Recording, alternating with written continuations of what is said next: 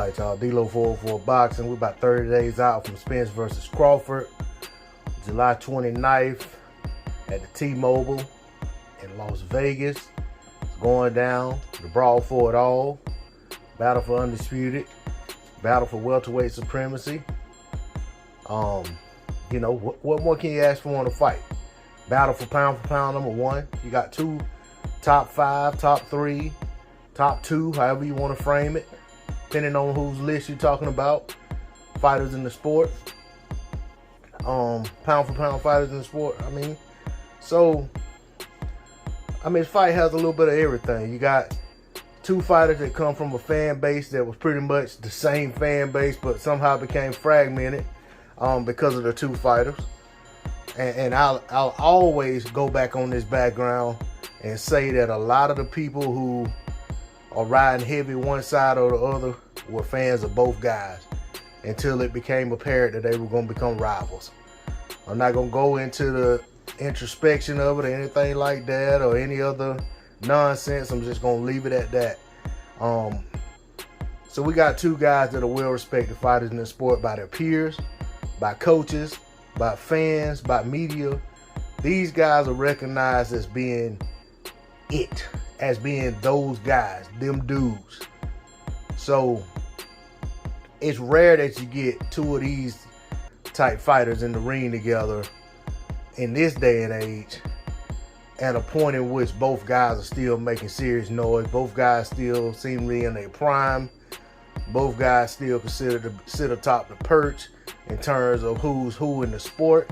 When you're talking about top 10 pound for pound, you're talking about somebody.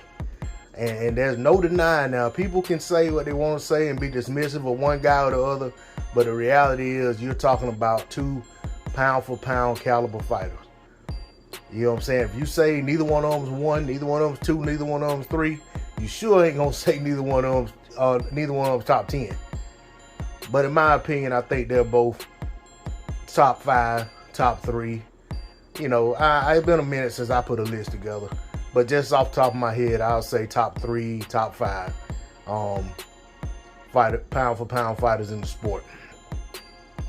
So this fight's something to get excited about, and I've been excited about it for years, but I was excited with anticipation that the fight could happen, would happen, knowing that it should happen. But now the fight's official. Now we're 30 days out. Now we're about to get what we've been waiting on. I'm not going to waste time waiting on a weigh-in. I'm not going to waste time waiting to see who might have got somebody knocked up on the side, who might have sprained an ankle, who might have a hangnail, you know what I'm saying, who might have, ate a little too much and didn't go as hard as they should have. I don't care about any of that. I'm going to go ahead and give my take on who wins this fight right now, and which I actually got impatient a couple years ago, maybe about a year, 18 months ago, and said who I thought wins the fight and why. And it's been no secret about who I think wins the fight, but I actually did talk about why. And now that the fight's made, I feel like it's worth my time to do that again. Nothing's changed. Still got Terence Crawford winning the fight. The why? Quite simple. Static versus dynamic.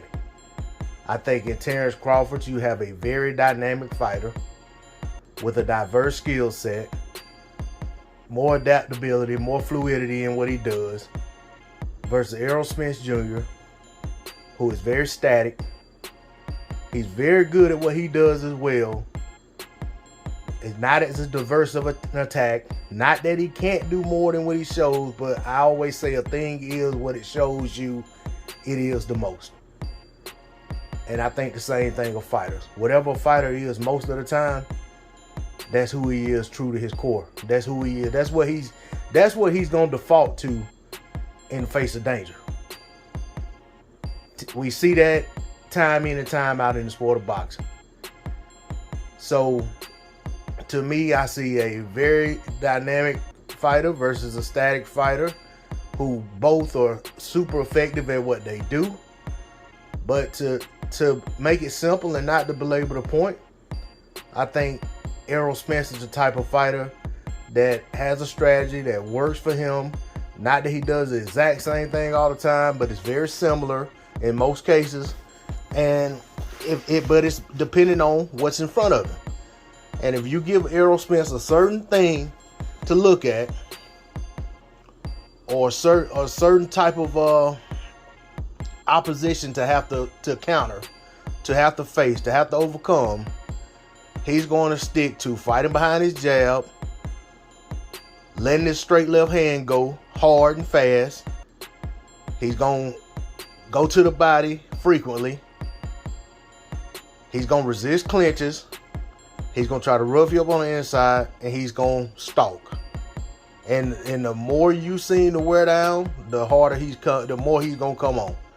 If you start to resist and start to seem like you're going to turn him back, he dials it up a little more. But ultimately, what I see in Errol Spence is a fighter who does something that's very great for him, and he does it at different levels or different layers depending on what's needed in a given fight. I think Terence Crawford is the type of guy who does things well, but when he needs to adjust to go to something totally different, he does so, and he shows that he can be very great at doing that as well. We've seen him be in situations where he's fighting a guy a certain way and it's not going the way he feels it should. He makes changes and he finds ways to get out, to get the guy out of there. That's pretty much what we've seen over the last 10 fights. We've seen situations where there seemed to be a sense of urgency for one reason or another. Terence Crawford seems to be able to just switch it on and close the show. You look at the bout versus Benavidez, where it seemed as if Crawford was determined not to let that fight go the distance. In the 12th round, he turned it up a notch and ended the fight. Look at the Sean Porter fight. Terence Crawford sitting on his stool talking to somebody, in the audience. They're telling him that, hey, they got Porter up. Seems like once he realized Porter was up, he turned up, made sure that the cards weren't a factor. But ultimately, I think his what he was trying to do was make sure that he get a couple knockdowns in there, but it ultimately led to a stoppage. But you know what I'm saying? That's just go to show how dynamic he is. But also in the David Avanesian fight, when the fight looked like it was gonna get stopped because his glove was splitting on the side, Terence Crawford went out there and ended the fight. I think Errol Spence Jr. is very great at what he does, but I think what he does has a pattern to it. And I think Terence Crawford saw that pattern a long time ago. I think Bomac saw that pattern a long time ago. And I get it. Mikey saw something too, right? Yeah, Mikey saw something, but he didn't know what to do with what he saw. Mikey didn't have the tools to do what he needed to do with what he saw. All right. Terence Crawford type of fighter, makes a way out of no way. Can turn your lights out with one punch. Can find openings, especially if you're fighting in a pattern or a rhythm that's predictable. Errol Spence Jr., if it's working, he keeps doing it till he gets you out of there or till he gets the W. If he needs to do it harder, he clicks it up another notch. But ultimately, he doesn't have or doesn't show the dynamics that Terence Crawford does. And I think ultimately Terence Crawford stops him. 8th round. I'm out. Peace.